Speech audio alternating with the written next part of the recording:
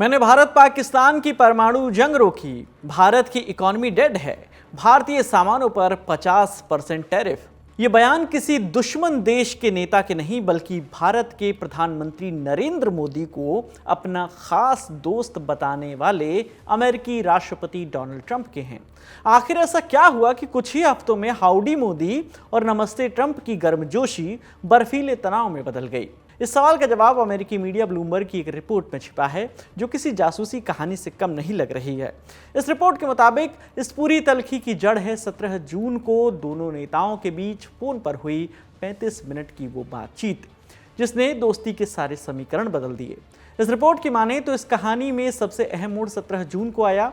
Trump Canada में G7 summit से जल्दी निकल गए थे। इसके बाद उनकी प्रधानमंत्री मोदी से फोन पर बात हुई। ब्लूमबर्ग के मुताबिक इस कॉल में पीएम मोदी ने उन्हें दो टूक शब्दों में कुछ बातें साफ कर दी। मसलन मोदी ने यह साफ किया कि ऑपरेशन सिंदूर के बाद भारत पाकिस्तान के बीच हुआ सीज फायर पाकिस्तान की अपील पर हुआ था, इसमें अमेरिका की कोई भूमिका नहीं थी। पीएम मोदी ने यह भी साफ कर दिया कि भारत कश्मीर मुद्दे पर किसी तीसरे पक्ष की मध्यस्थता कभी स्वीकार नहीं करेगा। प्रधानमंत्री नरेंद्र मोदी की यह सख्ती बेवजह नहीं थी। भारतीय अधिकारियों को यह पता चला कि ट्रंप अगले ही दिन व्हाइट हाउस में पाकिस्तान के army chief general Asim Munir के लिए लंच ऑर्गेनाइज करने वाले हैं। भारत को किसी पाकिस्तानी नेता की मेज़बानी से कोई दिक्कत नहीं थी, लेकिन यहाँ बात आर्मी चीफ की थी। भारत ने इसे पाकिस्तान की सेना को वैधता देने की कोशिश के तौर पर देखा, जो लोकतंत्र के लिए हमेशा से एक खतरा रही है। पीएम मोदी को ये भी आशंका थी कि ट्रंप शायद उनकी और जनरल मुनीर की कोई बैठक करवाने की कोशिश कर सकते हैं।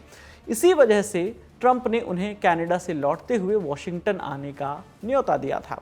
प्रधानमंत्री नरेंद्र मोदी ने बड़ी सावधानी से ट्रंप का यह न्योता ठुकरा दिया और अपने तय कार्यक्रम के अनुसार क्रोएशिया चले गए। बस यहीं से पूरी बाजी पलट गई। मोदी का यह इनकार ट्रंप के अहंकार को चुभ गया। भले ही अमेरिका ने सीज फायर का क्रेडिट सीधे तौर पर कभी नहीं मांगा, लेकिन इस कॉल के बाद ट्रंप के सुर तो पूरी तरह से बदल गए। इस फोन कॉल के बाद ट्रंप ने भारत पर सीधा हमला बोलना शुरू कर दिया। पहले उन्होंने भारत को डेड इकोनॉमी कहा और भारतीय व्यापार नीतियों को घटिया बताया। फिर 30 जुलाई को उन्होंने भारतीय सामानों पर 25% टैरिफ लगाने की घोषणा कर दी। इसके बाद 6 अगस्त को उन्होंने रूस से तेल खरीदने का बहाना बनाकर 25% का एडिशनल टैरिफ भी लगा दिया।